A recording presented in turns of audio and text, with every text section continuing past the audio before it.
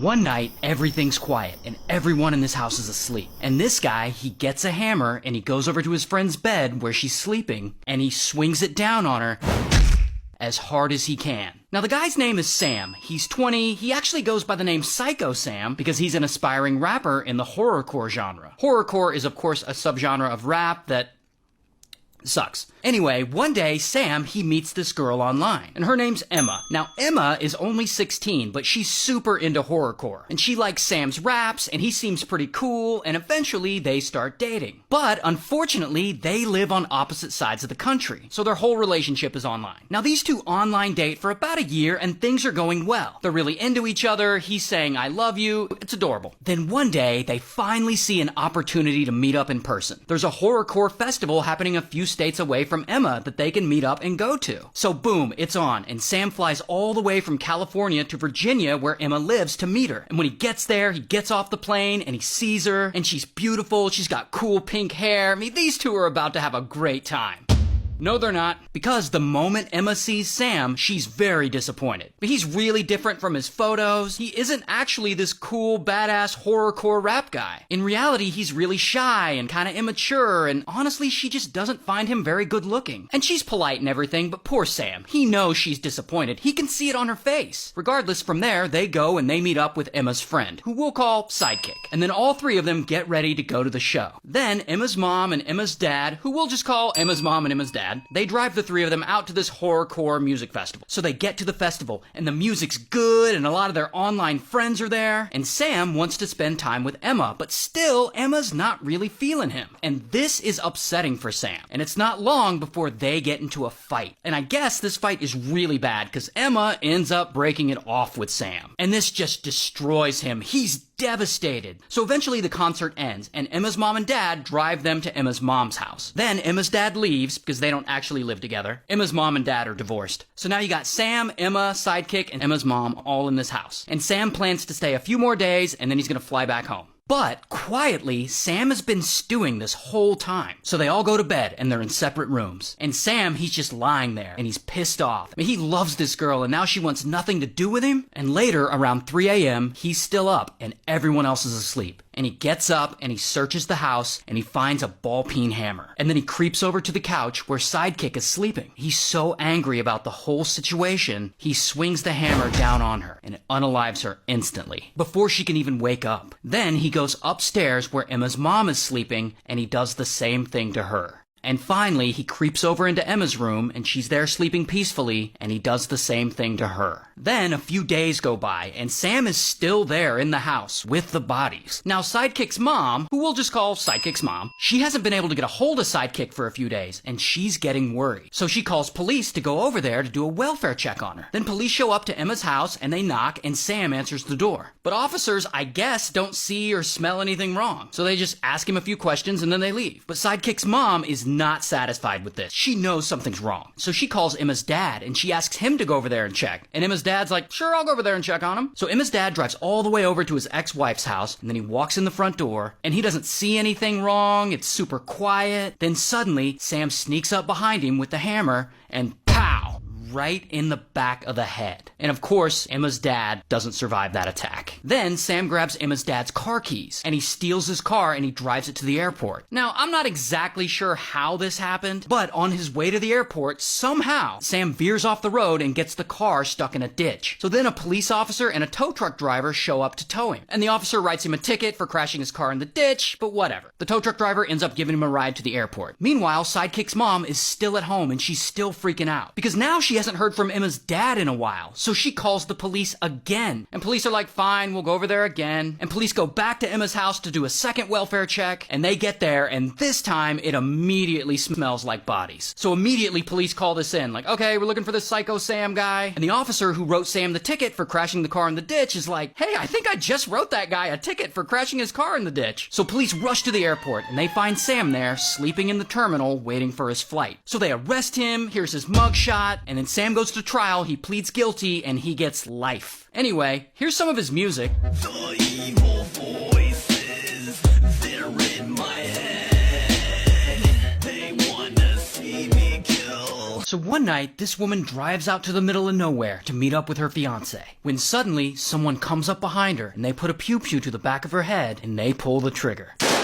So the woman's name is Molly, and Molly is very sweet. She's on the spectrum, she likes to vlog on YouTube. Hi guys! And Molly really wants to get married. So one day she gets a new job at a local prison as a corrections officer. And there she meets this guy, Jim. And Jim is also a corrections officer. And Molly thinks Jim is fine. So Molly and Jim become work friends, then things get romantic. Here's the thing though, Jim is technically already married to this woman, who we'll call Jane Doe. But Jim and Jane Doe are separated. They're in the process of getting a divorce. They're just waiting for the divorce to be finalized. No big deal. Molly and Jim officially start dating anyway. And things are going great. They're together all the time, going on vacations to Disney World and Mexico. She introduces Jim to her family. Her family doesn't really like Jim, but whatever, they're in love. And then, finally, after Molly's been dating Jim for 7 years, Jim's divorce gets finalized. And Molly sees this as her opportunity. I mean, she wants to be with Jim. She wants to get married. She wants to move in with him like they're not even living together. So she goes out and proposes to him. And he says yes, and boom, they start planning the wedding. And she's excited, like she's finally gonna get married. They get a wedding planner, they send out invitations. Then, a few weeks before the wedding, something terrible happens. Jim's ex-wife, Jane Doe, she gets into a horrible car accident. And it's bad. This accident is so bad, she gets put on life support. And Jim, he comes to Molly and he says, hey, we need to reduce the guest list at the wedding because most of his family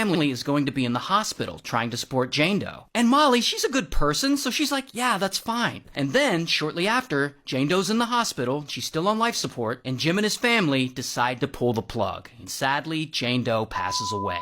So then Jim, he feels like he may have to call off the wedding because his family is really torn up about his ex passing away. Now, despite how bad Molly wants to get married, she totally understands. Now, remember how I said Molly's family doesn't like Jim? Well, Molly's brother, this guy, who thinks Jim is an absolute turd, he goes to Molly and he's like, are you sure Jane Doe is Jim's ex-wife? Because I can't find any record of Jim being divorced from her. Now Molly, she dismisses this, but it starts to put doubt in her head. Then, fast forward to the week of their wedding, and Jim and Molly go to get their marriage license, and the county clerk asks them if Jim's ever been married before, how did his last marriage end, like standard stuff. And Jim starts acting weird. Like really evasive. And so this puts even more doubt in Molly's head. And so Molly, she goes home and she starts Googling around, searching for Jane Doe's obituary. And I assume at this point she's asking Jim all kinds of questions about his previous marriage, cause she's getting real suspicious. But then, 2 days before the wedding, Jim asks Molly to meet up with him one night. And the spot he wants to meet in is on a back road. It's kind of in the middle of nowhere. But whatever, he's her fiance, so of course she goes and meets him there. So they're out there, and at some point, Jim gets Molly to look in the opposite direction, away from him. And this is when Jim quietly pulls out his pew-pew and he points it at the back of her head and he pulls the trigger.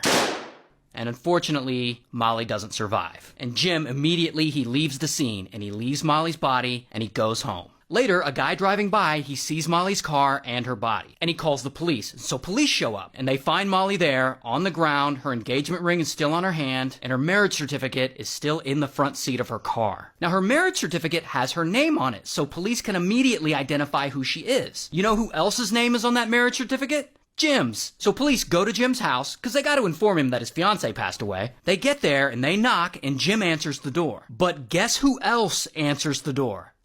Jane Doe. She's not dead. She's not in a coma. She was never in a coma. Never in a car accident or on life support. Jim made that all up. Not only that, she and Jim had never divorced. They had never separated. They had never even talked about getting a divorce. As far as she knows, she and Jim have been happily married for the last 23 years. That's how long they've been married. Jim has been living a double life. Married to Jane Doe, secretly dating Molly, while telling Molly that Jane Doe is dead. Then, allegedly, when Molly got too close to finding the truth, Jim lured her out to the middle of nowhere and he unalived her. So ultimately, Jim is arrested, here's his mugshot, he goes to trial, he's found guilty of first-degree murder, and he's sentenced to life. And pretty quickly, Jane Doe divorced him. Good for her. And all this happened in misery, so shout out to misery. One day, this woman posts on her Facebook page that her daughter's sick, that she has severe aplastic anemia, and it's really bad. Daughter might not survive. Now the woman, let's call her Spam. And Spam is full of shit.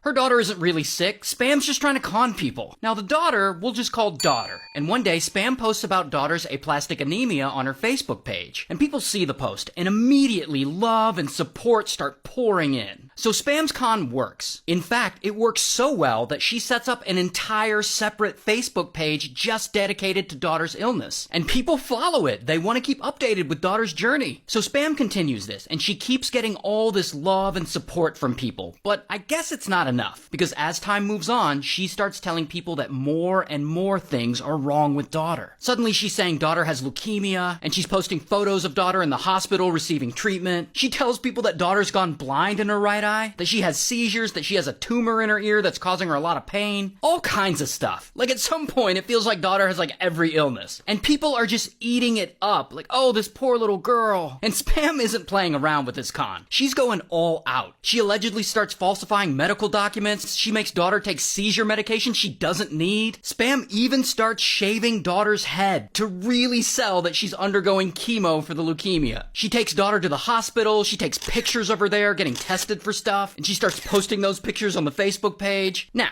we've heard stories like this before, so you already know that no cancer scam is complete without money. So at some point in all this, Spam starts asking people for donations to help pay for Daughter's treatment. And people come out of the woodwork to donate. They're giving her money, they're holding fundraisers. One local charity that helps fight cancer donates $8,000. I mean, from what I can tell, this con really seems to be paying off.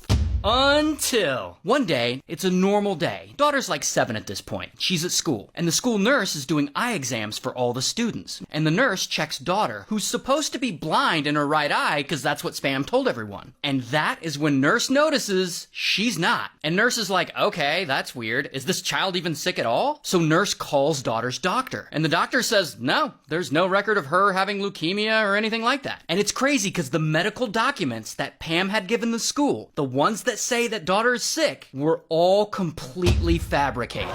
So at this point, nurse is like, yeah, I'm gonna go ahead and call the police. So she does, and she reports Pam. 4 days later, police brings Pam in and they question her. And poor Pam, she is not ready for this. She doesn't last long before she cracks and confesses everything. Throughout Daughter's 7 years on this planet, Spam has been completely fabricating her illnesses for attention and money. But that's not even the weirdest part. Here's the weirdest part. Daughter isn't even Spam's kid. Daughter's actual mother is named Shadow. And Shadow had Daughter like 7 years ago, and she was an addict, so she couldn't take care of her. So while Shadow works on getting clean, she asks her best friend Spam to take care of Daughter. And Spam's like, sure, I'll take care of her, and Shadow signs her over to her. Once Spam got custody of Daughter at about 1.5 years old, she starts doing this whole fake illness scam. So anyway, police arrest Spam, here's her mugshot, and they charge her with theft by deception for taking all that donation money, and she's currently in jail waiting on her trial. Meanwhile, Shadow is clean now, and she's working to get custody of Daughter. Good luck to all of them. Shout out to Ohio. So let's call this guy Flip, and Flip is shocked, because he just found his wife in the bathtub,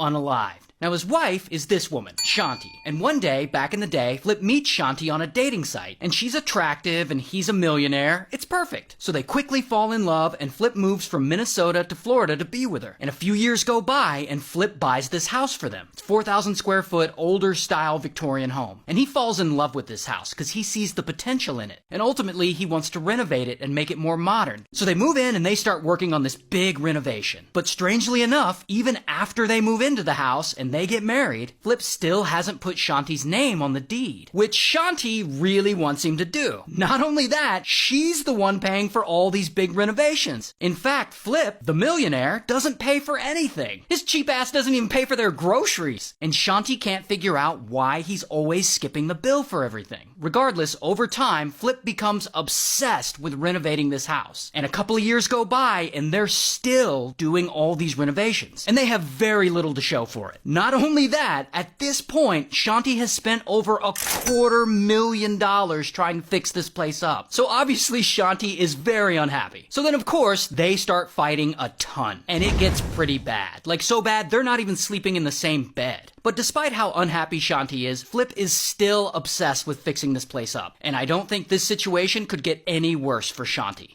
Until one day, Flip gets an idea. An idea that could fix all their problems. He wants to go on this reality show called Zombie House Flipping. It's a show where they find old rundown houses and they flip them. So they start meeting with producers for the show, and producers check out their house, and they're like, your house is a piece of shit.